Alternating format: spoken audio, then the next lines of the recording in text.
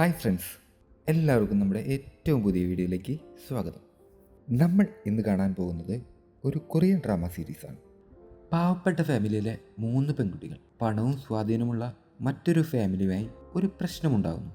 എന്താണ് ആ പ്രശ്നം, എങ്ങനെയാണ് ആ പ്രശ്നം ഉണ്ടാകുന്നത്, അവരെങ്ങനെ ആ പ്രശ്നം പരിഹരിക്കും എന്നൊക്കെയാണ് നമ്മൾ ഈ സീരീസിൽ കാണാൻ പോകുന്നത്. കഥയിലേക്ക് കടക്കുന്നതിന് മുമ്പ് നമുക്ക് നമ്മുടെ കഥാപാത്രങ്ങളെ ഒന്ന് പരിചയപ്പെടാം. സഹോദരിമാരിൽ ഏറ്റവും മുതിർന്നയാൾ, അവളെ നമുക്ക് അഞ്ജു എന്ന് വിളിക്കാം. അവൾ വളരെ ദാരിദ്ര്യത്തിലാണ് വളർന്നു വന്നത്. അതുകൊണ്ട് തന്നെ ഏതു വിധേനയും കുറേ പണം സമ്പാദിച്ച് തൻ്റെ കുടുംബത്തെ ഈ ദാരിദ്ര്യത്തിൽ നിന്നും രക്ഷിക്കണം എന്ന് വിചാരിക്കുന്ന ആളാണ് നമ്മുടെ അഞ്ജു. രണ്ടാമത്തെയാൾ മഞ്ജു. അവളൊരു TV ചാനലിൽ റിപ്പോർട്ടറായി വർക്ക് ചെയ്യുന്നു. മഞ്ജു ആണെങ്കിൽ പണത്തേക്കാൾ മുകളിൽ മാനുഷിക മൂല്യങ്ങൾക്ക് പ്രാധാന്യം കൊടുക്കുന്ന കൂട്ടത്തിലാണ്. ഇനി ഏറ്റവും ഇളയവൾ, അവളാണ് ചിഞ്ചു. 2 ചേച്ചിമാരുടെയും പൊന്നോമന. നല്ല ബ്രില്യൻ്റായ സ്റ്റുഡൻ്റാണ് ചിഞ്ചു. കൂടാതെ നല്ല രീതിയിൽ ചിത്രങ്ങളൊക്കെ വരയ്ക്കും. ഇനി കഥയിലേക്ക് വന്നാൽ, കഥയുടെ ആദ്യ സീനിൽ അഞ്ജു മഞ്ജുവിനോട് അവളുടെ ചെറുപ്പത്തിൽ നടന്ന കഥകളൊക്കെ പറഞ്ഞുകൊണ്ടിരിക്കുകയാണ്. നമ്മുടെ അഞ്ജുവിൻ്റെ ചെറുപ്പത്തിൽ അവൾക്ക് ബർത്ത്ഡേ സെലിബ്രേറ്റ് ചെയ്യാൻ ഭയങ്കര ആഗ്രഹം ഉണ്ടായിരുന്നു. എല്ലാ കുട്ടികളും പോലെ വീട്ടിലേക്ക് ഫ്രണ്ട്സിനെയൊക്കെ വിളിച്ച് പാർട്ടിയൊക്കെ നടത്തി കേക്കൊക്കെ കട്ട് ചെയ്ത് അങ്ങനെയൊക്കെ ആഘോഷിക്കണമെന്നൊക്കെ അഞ്ജുവിനും ഉണ്ടായിരുന്നു. എന്നാൽ അവരുടെ വീട്ടിലെ സാമ്പത്തിക സ്ഥിതി വളരെ മോശമായിരുന്നു കൊണ്ട് തന്നെ അവർ ബർത്ത്ഡേ ഒന്നും സെലിബ്രേറ്റ് ചെയ്തിരുന്നില്ല. അങ്ങനെ നമ്മുടെ അഞ്ജു 2ാം ക്ലാസ്സിൽ പഠിക്കുന്ന സമയത്ത് അവളുടെ ബർത്ത്ഡേ സെലിബ്രേറ്റ് ചെയ്യാൻ തന്നെ തീരുമാനിച്ചു. അത്തവണത്തെ ബർത്ത്ഡേക്ക് അവൾ ഫ്രണ്ട്സിനെയൊക്കെ വീട്ടിലേക്ക് ക്ഷണിക്കുന്നുണ്ട്. അങ്ങനെ അവളുടെ ബർത്ത്ഡേ ദിവസം ഫ്രണ്ട്സ് എല്ലാം വീട്ടിലെത്തും. ഫ്രണ്ട്സ് എല്ലാം വീട്ടിൽ വന്നാൽ അമ്മ എങ്ങനെയെങ്കിലും ഒരു കേക്കൊക്കെ മേടിക്കുമെന്നായിരുന്നു നമ്മുടെ അഞ്ജു വിചാരിച്ചിരുന്നത്. എന്നാൽ കേക്ക് വാങ്ങാൻ കാശില്ലാഞ്ഞുകൊണ്ട് അമ്മ കുറച്ച് മുട്ട പുഴുങ്ങി അതിൻ്റെ മുകളിൽ ഒരു മെഴുകുതിരിയും കത്തിച്ചു വെച്ച് കൊടുക്കുകയാണ് ഉണ്ടായത്. പാവം നമ്മുടെ അഞ്ജു അന്ന് ആ മെഴുകുതിരി ഒതുക്കിയെടുത്ത് അവൾ ആ ബർത്ത്ഡേ സെലിബ്രേറ്റ് ചെയ്തു. എന്നാൽ ഇപ്പൊ നമ്മുടെ അഞ്ജു ഹാപ്പിയാണ് കേട്ടോ. അവളുടെ കുഞ്ഞനുജത്തിയുടെ ബർത്ത്ഡേ ഒരു കേക്കൊക്കെ മേടിച്ച് സെലിബ്രേറ്റ് ചെയ്യാൻ അവരെ കൊണ്ട് പറ്റുന്നുണ്ട്. അത് പറഞ്ഞപ്പോഴാണ് ഇന്ന് ചിഞ്ചുവിന്റെ ബർത്ത്ഡേ ആണ്.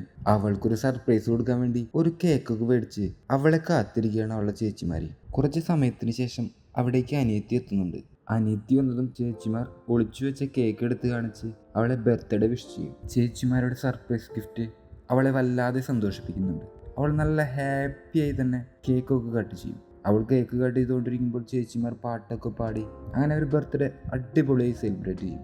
അങ്ങനെ സെലിബ്രേഷനൊക്കെ കഴിഞ്ഞ് അവർ അത്താഴം തയ്യാറാക്കിക്കൊണ്ടിരിക്കുമ്പോഴാണ് അവിടേക്ക് അവരുടെ അമ്മ കടന്നു വരുന്നത്. അമ്മ വന്നത് ഒറ്റയ്ക്കായിരുന്നില്ല. അമ്മയുടെ കൂടെ അമ്മ വർക്ക് ചെയ്യുന്ന ഹോട്ടലിലെ മുതലാളിയും ഉണ്ടായിരുന്നു. ഹോട്ടൽ മുതലാളി അയാളുടെ കയ്യിലുള്ള കവർ അമ്മയുടെ കയ്യിൽ കൊടുത്തതിന് ശേഷം അവിടെ നിന്നും മടങ്ങിപ്പോകും. അയാൾ പോയതും അഞ്ജു അമ്മയോട് പറയും, എന്തിനാമ്മ നിങ്ങൾ മറ്റുള്ളവരിൽ നിന്നും ഓസിയിൽ ഓരോ സാധനങ്ങൾ ഇങ്ങോട്ട് മേടിച്ചുകൊണ്ട് വരുന്നത്? നിങ്ങൾ അങ്ങനെ ഓരോന്ന് ചെയ്യുന്നത് ഞങ്ങൾക്ക് നാണക്കേടാ. എന്നാൽ അമ്മയാണെങ്കിൽ അതൊന്നും മൈൻഡ് ചെയ്യുന്നേ ഇല്ല. പിന്നീട് അവർ 4 പേരും അത്താഴം കഴിക്കാനായി ഇരിക്കും. അപ്പോൾ നമ്മുടെ അഞ്ജു ചിഞ്ചുവിനോട് ചോദിക്കും, മോളെ, നീ പൈസ ഇല്ലാത്തതുകൊണ്ട് വേണ്ടാന്ന് വെച്ച് എന്തെങ്കിലും ആഗ്രഹമുണ്ടോ? ഉണ്ടെങ്കിൽ ചേച്ചിമാരത് സാധിച്ചു തരാമെന്ന്. ഇത് കേട്ടതും അനിയത്തി പറയും, ഉണ്ട് ചേച്ചി, എനിക്ക് അങ്ങനെ ഒരു ആഗ്രഹമുണ്ട്. എൻ്റെ മൂക്കിന് ഇച്ചിരി വണ്ണം കൂടുതലുണ്ട്, അതൊന്ന് പ്ലാസ്റ്റിക് സർജറി ചെയ്ത് ശരിയാക്കണമെന്ന് എനിക്ക് ആഗ്രഹമുണ്ട്. ഇത് കേട്ടതും അമ്മ പറയും, ഇവിടെ ഉള്ളവരിൽ ഏറ്റവും നല്ല മൂക്ക് നിൻ്റെയാണ്, അതൊന്നും ഓപ്പറേഷൻ ചെയ്യേണ്ട കാര്യമൊന്നുമില്ല. ചേച്ചിമാർക്കാണെങ്കിലും അതേ അഭിപ്രായം തന്നെയായിരുന്നു. ചിഞ്ചു അഞ്ജുവിനോട് അവരുടെ കോളേജിൽ നിന്നും യൂറോപ്പിലേക്ക് ടൂർ പോകുന്നുണ്ടെന്നും അവൾക്കും പോകാൻ ആഗ്രഹമുണ്ടെന്നൊക്കെ പറഞ്ഞിരുന്നു. അവൾക്ക് ഇപ്പോഴും ആഗ്രഹമുണ്ടെന്ന് അഞ്ജു അവളോട് തിരക്കും. അവളും ഉണ്ടെന്ന് മറുപടി പറയും. ചേച്ചിമാരാണെങ്കിൽ അവൾക്ക് ടൂർ പോകാനുള്ള പൈസ ഒരു കവറിലിട്ട് സെറ്റാക്കി വെച്ചിരുന്നു. ആ കവറെടുത്ത് അഞ്ജു ചിഞ്ചുവിന് കൊടുക്കുന്നുണ്ട്.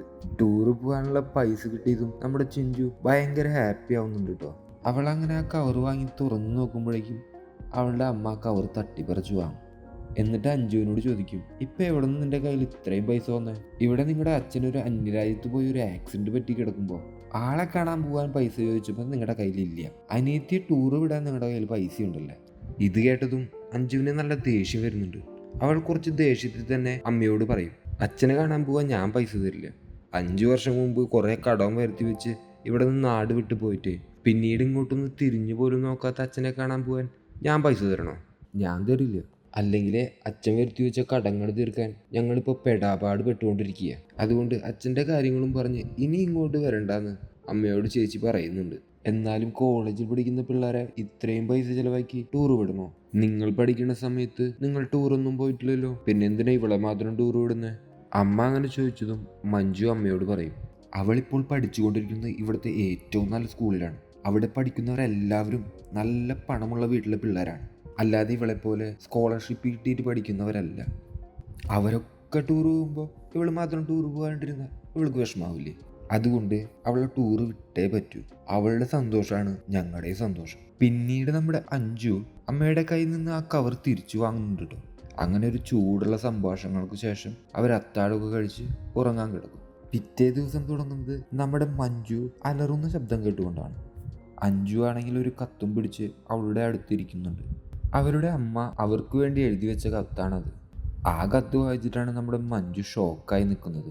ആ കത്ത് ഇങ്ങനെയായിരുന്നു: മക്കളെ, ഇന്നലെ അമ്മ നിങ്ങളോട് കുറച്ച് ദേഷ്യത്തോട് സംസാരിച്ചു. അച്ഛനെ കാണാൻ പോകാൻ പറ്റാത്തതിൻ്റെ വിഷമത്തിലാണ് അമ്മ അങ്ങനെയൊക്കെ പറഞ്ഞത്.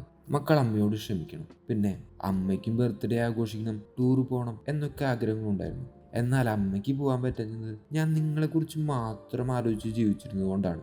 ആ അമ്മ ഇന്നലെ മരിച്ചു. ഇനി മുതൽ ഞാൻ എൻ്റെ ഇഷ്ടപ്രകാരം ജീവിക്കാൻ പോവുകയാണ്. അതിനെനിക്ക് കുറച്ച് പണം വേണം. അതുകൊണ്ട് നിങ്ങൾ ഇന്നലെ അനുജിത്തിക്ക് കൊടുത്ത പണം ഞാൻ എടുക്കുകയാണ്. ഈ ഭൂമി ഉരുണ്ടതാണ്, നമുക്ക് എവിടെയെങ്കിലും വെച്ച് കാണാം എന്ന് അമ്മ. അവരുടെ അമ്മ ഒരു കത്തും എഴുതി വെച്ച് അനുജിത്തിക്ക് ടൂർ പോകാനുള്ള പൈസയുമായി അവരെ ഉപേക്ഷിച്ച് കടന്നു കളഞ്ഞു. അവരെല്ലാവരും ഭയങ്കര വിഷമത്തിലാണ്. അവരങ്ങനെ വിഷമിച്ച് നിൽക്കുന്നത് കാണിച്ചുകൊണ്ടാണ് നമ്മുടെ ആദ്യത്തെ എപ്പിസോഡ് അവസാനിക്കുന്നത്. തുടർന്നുള്ള എപ്പിസോഡുകൾ കാണുന്നതിനായി ചാനലൊന്ന് സബ്സ്ക്രൈബ് ചെയ്തോളൂ. വീഡിയോ ഇഷ്ടപ്പെട്ടിട്ടുണ്ടെങ്കിൽ ലൈക്ക് ചെയ്യാനും മറക്കരുത്. വീണ്ടും കാണാം. കഥ തുടരും.